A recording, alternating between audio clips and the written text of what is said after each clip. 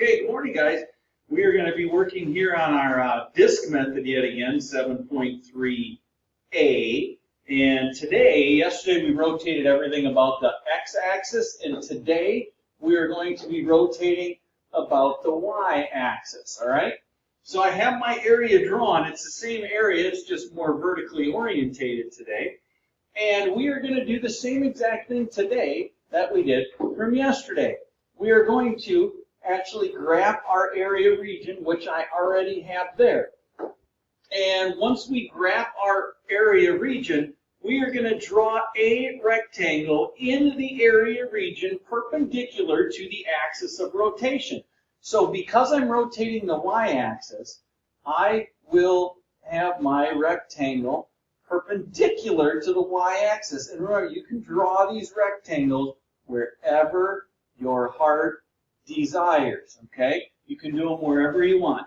Then you're going to draw a reflection across the axis of rotation. So that's going to put me over here, and I'm going to say I'm somewhere in here, and I'm going to go about here. So this is going to look a little like that, which is kind of, sort of, okay. It doesn't look too bad. I'm not going to get too nutty about it. And then what I'm going to do is I'm going to rotate about the axis of rotation. Well, remember yesterday what we typically did was we extended our rectangle because we rotated that rectangle. And then what we're seeing is this rectangle is going to be making another one. You know, it's going to be making a disc in there. And I'm kind of getting something like that. And if I look, okay, I'm going to see that same bell-shaped figure no matter where I am rotating these circles, okay, or these rectangles, I should say, and I get a bell-shaped figure. Well, the difference here is, well, really, if I'm talking about one thing over here, I'm still going to be finding the volume of a disk. And the volume of a disk is still going to be pi r squared times h. Okay? And remember, I have an infinite number of disks. This time I'm vertically stacking them rather than horizontally stacking them. And when I'm thinking volume equals pi times r squared times h, remember, when I'm setting up my integral here, my integral is, in this case, I'm just going to leave my limits off a second, but my volume is going to equal some pi. There is my constant that I'm going to put in there. And then what I do is I kind of dial in on my rectangle. And whatever rectangle, whichever axis my rectangle is perpendicular to, well, that is my change in y, or my dy. All right, so that is giving me my variable of integration. That is my height of each disk. That equals my height.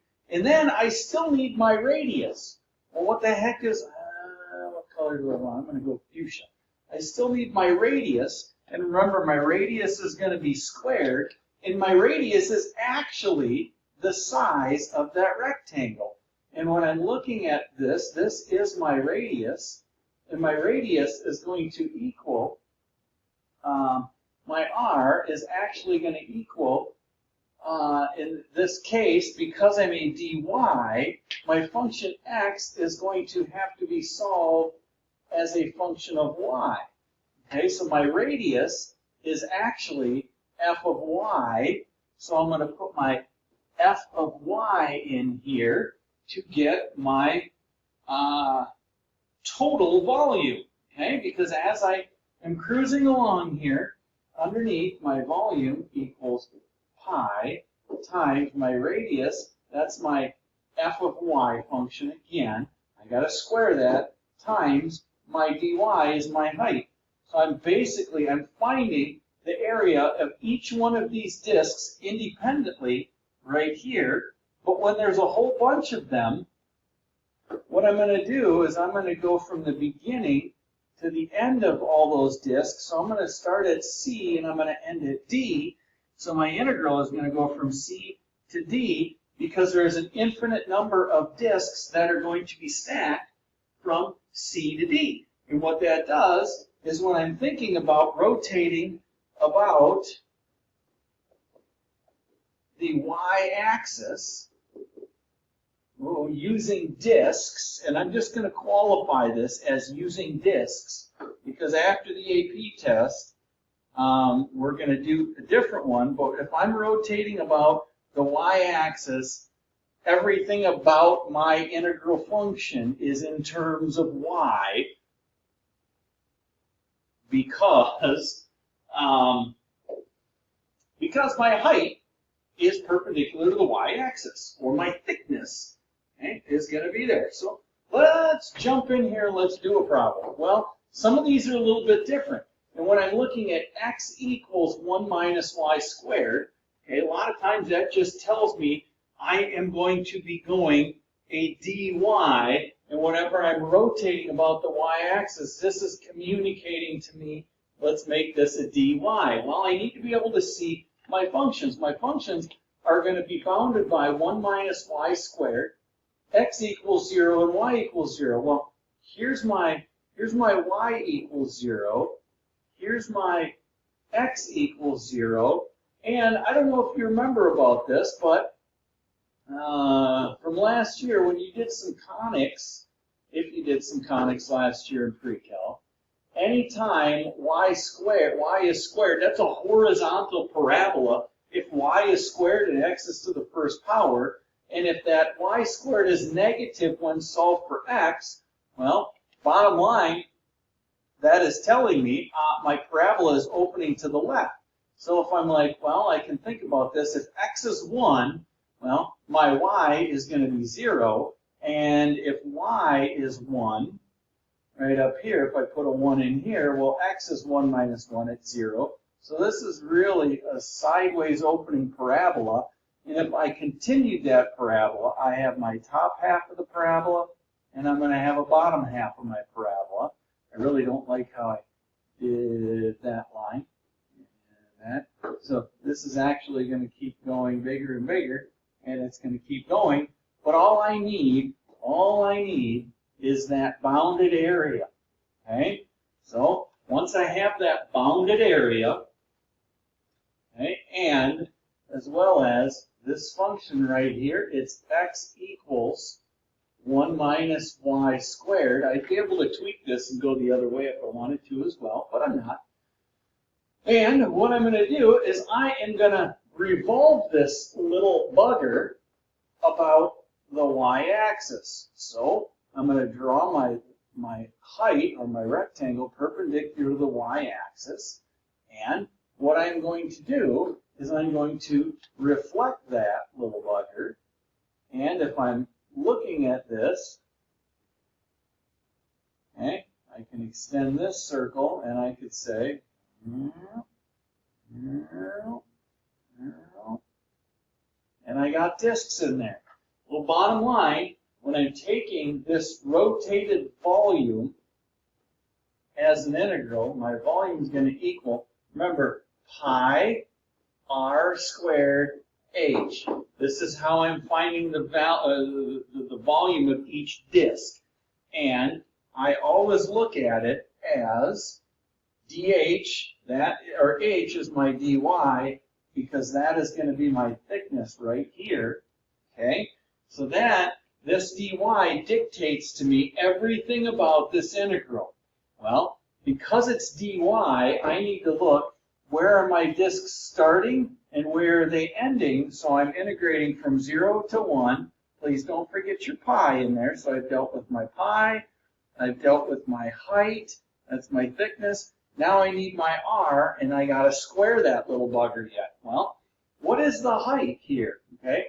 Well, this is because I have a horizontally orientated rectangle. It's going to be right point minus left point. So technically my radius equals, it's going to be the right curve, 1 minus y squared minus 0.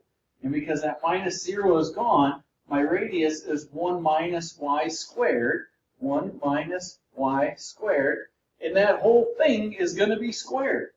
And I can clean this integral up a little bit before I enter it into my calculator, because this one wouldn't be too bad to actually integrate longhand either. I'm not going to do it, but my volume equals pi integral 0 to 1.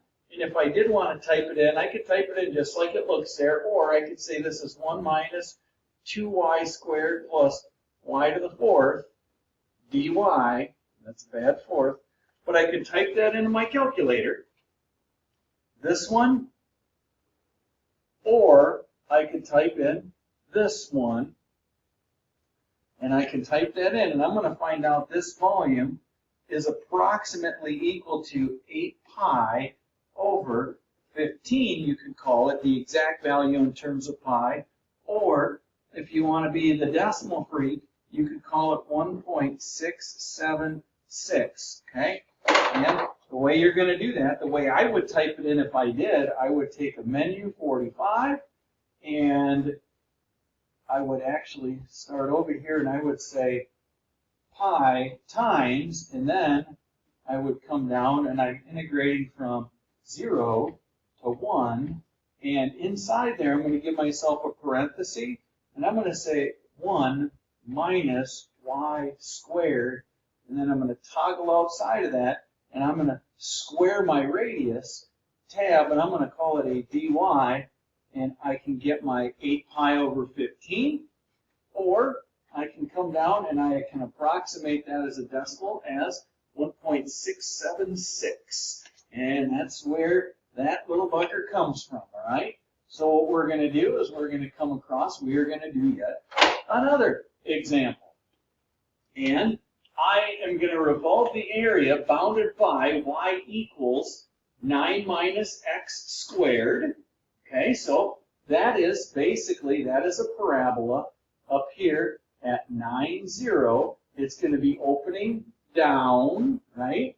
And I'm not going to do the whole thing because I know I'm going to be bounded in quadrant 1, so I really don't need that dashed side on there.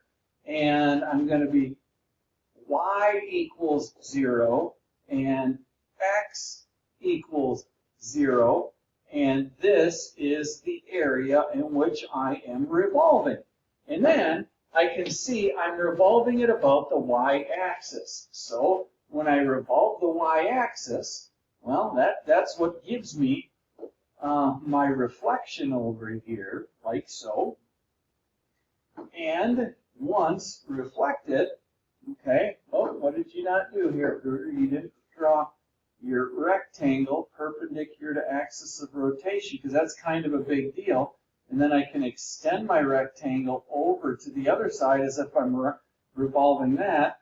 And then what am I going to do? I'm going to go from this one, I'm going to go to this one, and I'm going to go to this one, and I'm going to draw my disc in there so I can see that disc, okay? Well, bottom line, my volume is going to equal pi times r squared times h.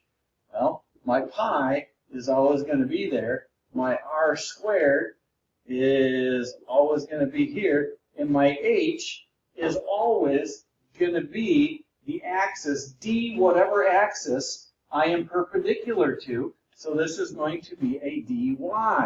And because it's a dy, everything in here needs to be in terms of y, and the limits need to be in terms of y. So as I'm looking at this, I can see my first disk is going to be this guy, okay? And that's going to be my first disk, which is starting at 0. My final disk is going to be this little guy up here on the top, and that final disk is going to be what? It's going to be when y is 9, because that's my y value up there. And then I need to say, hey, what is this rectangle? Well, this rectangle is that curve, which is y equals 9 minus x squared. Well, I can't put this in here, okay, because I'm not in variable harmony. This has to be in terms of y. So what I need to do is I'm going to pull this little bugger down here on the side. I'm going to say y y equals 9 minus x squared. I'm going to solve this for x. So I have y minus 9 equals negative x squared. X squared equals 9 minus y. Then I'm going to square root. Okay? So x actually equals plus or minus the square root of 9 minus y. Well, don't forget, roots have a positive, and I'm calling this as a positive because it's on the positive side of the axis of symmetry, and I'm going to call this one the negative side. So because it's over here on the positive, I need to make sure this is what my function is. So x is actually going to equal the square root of 9 minus y. That is another way to see that function. So what is that height? It's going from this y value, which is right here, minus 0. So this radius is the square root of 9 minus y. And I can type it just like that into my calculator, or I can clean it up just a skosh if I want. And if I cleaned it up just a little bit, well, this volume, it actually works out really nice. It's pi integral 0 to 9. And if I take this square root here and I square it, I get 9 minus y dy. So that's actually another one that's going to be very, very easy to integrate by hand. However, I'm not going to, yeah, I am. So this is going to be pi times 9y minus 1/2 y squared from 0 to 9, which is going to give me pi times my upper limit minus my lower limit. Okay, and my upper is going to be 9 to 81 minus, that's going to give me 81/2 minus, when I put a 0, I get a 0 over there. So this whole side's gone. And I'm thinking, what's 81/2 minus 81/2? Well, it's going to be pi times positive 81/2. So I'm going to get 81 pi over 2 would be my volume. And I can get that. Some of these are easy to integrate. You don't even need to plug them into your calculator sometimes. I would recommend you actually hand integrate some of these easy ones, because you will have to do 1 or 2 of them on your AP test. It's not going to all be calculator active. When it's a really ugly gross function, it's going to be the other way. Okay? Why did I revolve? Why do I have my rectangles going horizontal here?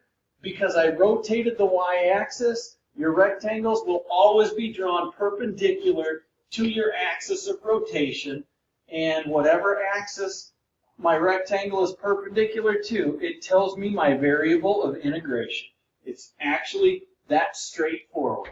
This last one, what we are going to do is we are going to quickly prove the volume of a cone is 1/3 pi r squared h. Okay? And how are we going to do that? Well, we are going to do that by saying, well, we revolved the cone yesterday, and a cone is just made by revolving a linear function, okay? And we're taking that linear function, and I'm just going to take some value out here, okay? And I'm going to bound that, and if I revolve that about my x-axis, well, this is going to kind of come down, it's going to go here. I have bounded in my first quadrant there. I have this area, and when I revolve that area, okay, I'm going to draw a rectangle perpendicular to my axis of rotation. And I can see it's a cone because it's going to kind of give me the cone look. And after I revolve it, I'm going to have this little bugger here. And it's going to go like that. And I'm going to have this disc. Okay? Well, I am thinking volume equals pi r squared h. So volume is going to equal pi times, not really sure, I got to find my r squared, in h, because I'm perpendicular to the x-axis, I am going to call this a dx for this problem. I can do it with respect to the y-axis if I wanted to as well. Okay? Well, now I need to figure some stuff out here. Well, what do I need to figure out? Well, if this is a cone, okay, and I'm going to just kind of think back whether it's a cone or not. Because it's revolved about here, I can kind of look at this right here as an R, right? That's a radius, and it's a cone. And the distance from the peak of the cone to the base of the cone, well, that would be what's called h to get all the way out there. So what am I thinking about here? Well, why am I thinking about this? Because I need to know the equation of this line. This line is y equals something times x, and it goes to the origin, so I know my y-intercept is 0. However, what's the slope of this line?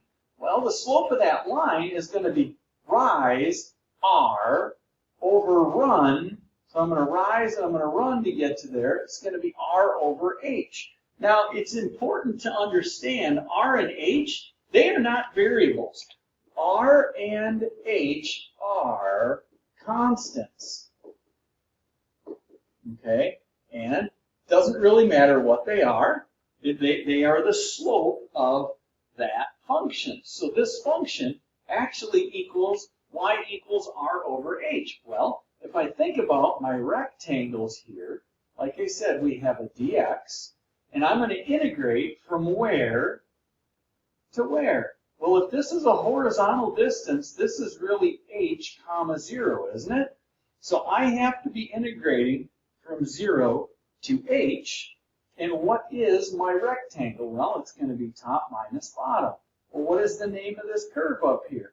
Well, the name of that curve is r over h times x. I need to square that for my r squared. And the bottom is 0. So now I can come right to integrating this dirty little bugger, okay? And as I integrate this little guy, what's going to happen is my volume equals pi times, well, if I square everything in here, hold on. I want to rewrite my integral quick.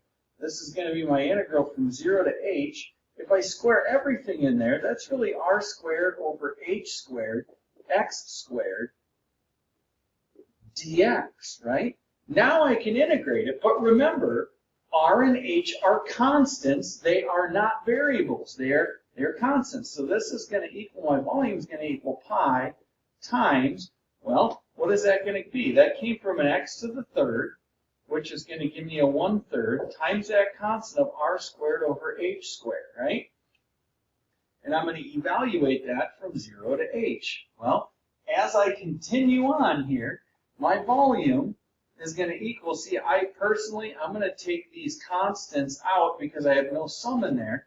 And I'm going to say this is 1/3 times pi times r squared over h squared. I don't have to do this, but now x to the third, and I'm going to evaluate that from 0 to h. It just seems to be easier for me to do that. So I have 1/3 times pi times r squared over h squared times h cubed minus 0 when I evaluate that.